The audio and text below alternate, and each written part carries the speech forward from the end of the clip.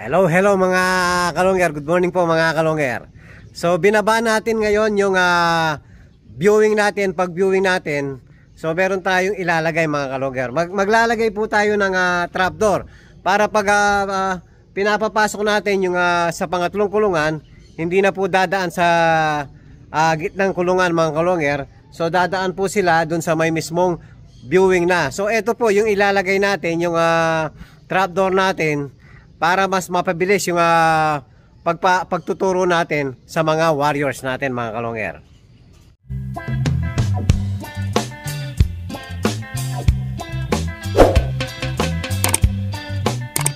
Hello mga kalongger, ayan, kasama natin na gagawa si Iglot. Ayan, naka Mask Rider Black. So ang gagawin natin mga kalongger, dito po, ayan, pupesto natin dyan yung trapdoor natin. So ikakat lang natin, tanggalin mo muna Glot. Ikakat lang natin yung ano rito, mesh wire, tapos yun ilalagay natin yung hawak ni Glot. Yan. So gagawin natin yan mga kalongger. Diyan nalalabas masok yung mga warriors natin na pag linagay natin dun sa may diving board.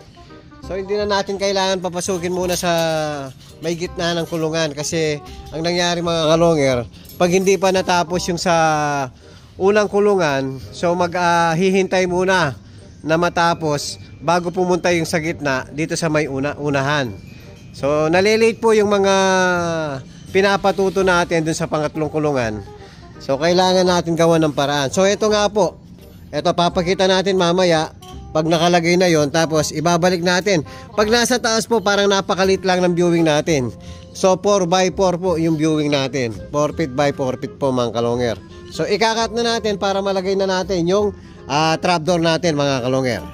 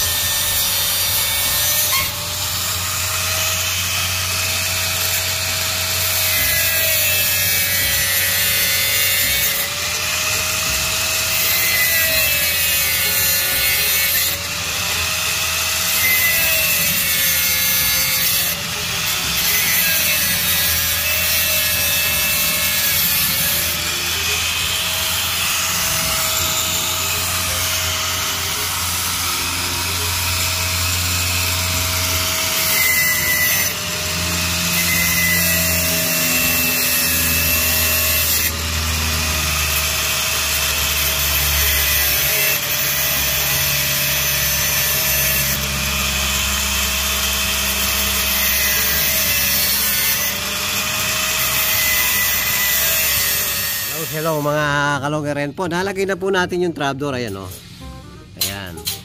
So dito na sila papasok niyan. So ang problema mga kalongger, dapat natin lagyan ng baga pinto pa sa labas, para pag nasa labas sila, hindi muna sila papasok mga kalongger. Kasi pag bibigyan natin ng ano rito, lalagyan natin ng stopper.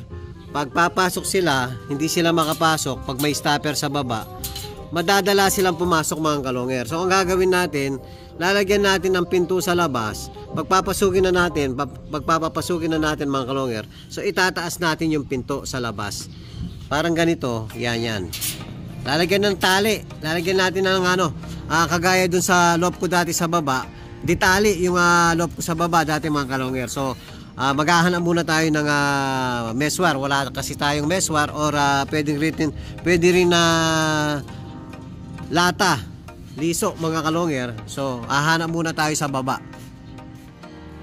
Hello mga kalongger. So ang gagawin natin na pintuan, eto na mga kalongger, yung pinagputulan natin mismo dito sa pinaglagyan natin ng trapdoor. So ito po siya, dahil matalim yung putol po yung sa gilid. So linagyan natin ng yung ginagamit natin sa piping ng helmet. Ito, marami kasi kaming piping dito sa baba, dahil nga gumagawa kami ng ng motor mga kalongger. Tapos ito, linagyan ko lang ng tubo ay bakal para gawin kong pinto. So ilalagay na po natin, mamaya makikita nyo kung paano yung gagawin natin pinto. Hello mga kalongger, ayan po, nalagay na natin yung pintuan natin. Ayan o. So tinataas baba, lalagyan natin tali dito niyan. Ayan, pagbasta nyo po mga kalongger. So ito po yung trapdoor. So lalagyan natin ng tali dito. So makikita nyo mamaya, pag gusto kong i-open, ayan po, itataas ko lang sa tali. So dadaan yung tali rito, papunta rito mga kalongger, bababa rito. Pati yung trapdoor sa loob, lalagyan ko rin tali mga kalongger. Para pag gusto natin papasukin na mabilis, yun, o-open na lang natin sa loob. Yan, ganyan po. Diretso na yung mga inakay natin na tinuturuan nun. So lagyan muna natin ng tali. Hello mga kalongger. Ayan po, nalagyan na natin ng tali. So papakita natin ay kay Iglot, siya yung maghihila sa tali. Dahil wala tayong pulley mga kalongger, pag hinila natin yung tali, hilahin mo.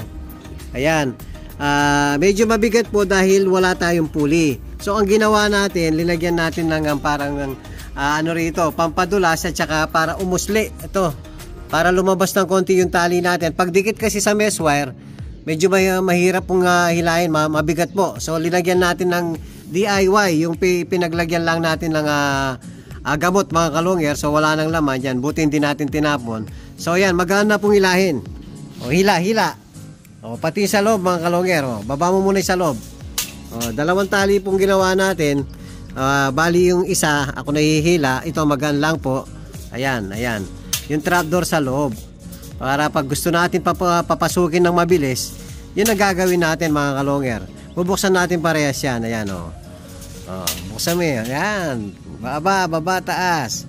Yan, magana magana po mga kalongger. Linagyan natin rito. Yan, nabali lumabas to. Baba mo glot. Yan, medyo lumabas yung tali natin. Pagdikit po kasi sa mesh wire, ayan, yung pinaka-pulley natin, DIY.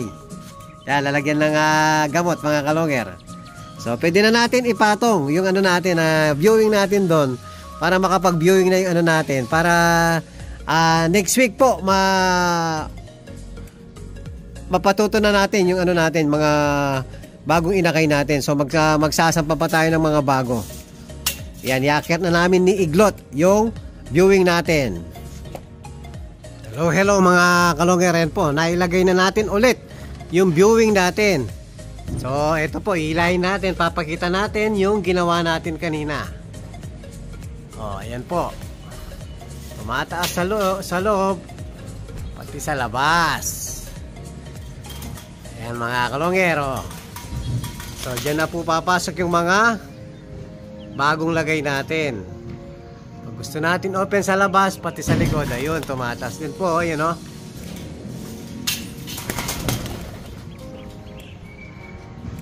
dihila lang po dito. Ayan yung tali mga kalongger. So meron tayong lumilipad. Yung pinakawalan siguro natin kanina. Yan, may pabalik. Ayan dive na.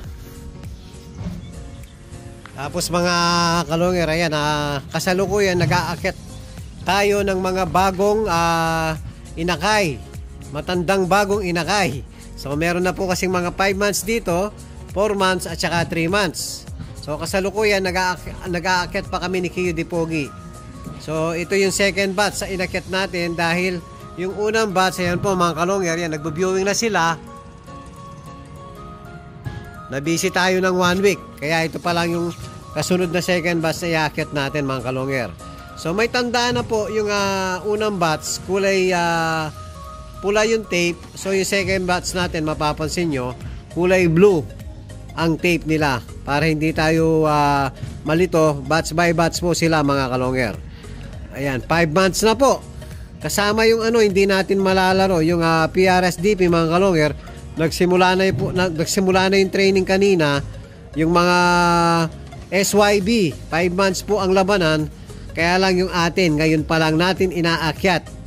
Ang kalaban, nag-training na po, nagsimula na sa conception ng ang training kanina. Hindi na po tayo makakasali mga kalongger. Ayun yung sa atin, kaaakyat lang dito sa loob natin. Ilalaro na lang natin sa All Bird Summer, pwede yan mga kalongger. Ayan mga kalonger, kasalukuyan, naglilista pa kami ni QD Pogi, oh. Ayan po, ito yung mga linilista natin. Ayan, meron pa sa loob. Ayan, time check po, 5:54 na. O, tapos itutuloy na naman natin bukas, no? Ayan yung mga bagong akyat, mga kalonger. Ayan, sama-sama yung unang batch saka second batch. So ito po mga kalonger, nasa 33 na po. So meron pa tayong inaakyat. Possible magiging ano to, mahigit 50. So crowded na naman mga kalonger. Sana wag tayong tamaan ulit ng virus. So na-inject na po lahat ng mga bagong akyat na to. Sa baba pa lang mga kalonger, in-inject na po natin ng anti-PMB. Tapos ito pa katatapos lang kumain ng mga tinuturuan natin bago na mga 7 months na. Tapos papakita rin natin mga kalonger yung naputol ang paa. So ayan po, magaling na po, maganda na po yung tae niya, oh. Malakas na po siya kumain. Nung pinutulan natin ang paa, 2 sunod na araw mga kalonger, tumutok ka konti lang. So ngayon mga kalonger, ayan, malakas na po yung ibon natin, malakas na kumain. Ayan, oh, marunong na siyang nake-carry na niya yung paa niya. Ayan mga kalonger. Tapos meron tayong rito, yung may naghahanap, matured to mga kalonger. So sakto, miniram po sa atin, ngayon nakawala. Buti marunong sa atin yung ibon. So ukos po, Japan ukos, cross ng Vandenbroek. Matured po, may gitsang taon yung ibon. Ayan, naka-personalize sa atin. Yung naghahanap ng kak na matured. So pwede to mga kalonger. So ayan, katatapos lang kumain ng mga natin. Ito nga pala, ulitin ko mga kalonger, ito pala nga naputol ang paa galing ng Matnog Sorsogon mga kalonger. Na-reserve na rin po ito pala mga kalonger. Ayan, maraming salamat kay Idol Mr. Secret ng Laguna. So Mr. Secret muna mga kalonger habang andito pa yung ibon. So maraming salamat, pina-reserve po itong ibon natin. Pero hindi naman po ganun kamahal ang ibon dahil nga may diferensya na. Pero ang kukunin mo lang dito naman, bloodline. Hento, mangingitlog lang mga kalonger, walang problema, hindi po istorbo. So carry na po isang paa niya. Makikita niyo yung pupo niya mga kalonger, maganda na po, buong buo na. So pakondisyon na po yung ibon natin. Buti nakabalik pa. Maraming salamat sa iyo, warrior ko. So maraming salamat din sa kumuha. Thank you very much mga kalonger. Yan po yung update natin sa ginawa natin trapdoor sa viewing natin. Tapos sa mga inakyat nating bagong inakay at lumang inakay mga kalonger. Yan, maraming salamat po mga kalonger. At kung bago pa lang kayo sa aking channel, huwag kalimutan mag-subscribe, like and share, at pakipindot na rin po yung notification bell, pati na rin po yung all para updated kayo sa mga bagong video natin. So yun lang po mga kalonger, maraming salamat po. Keep safe and God bless.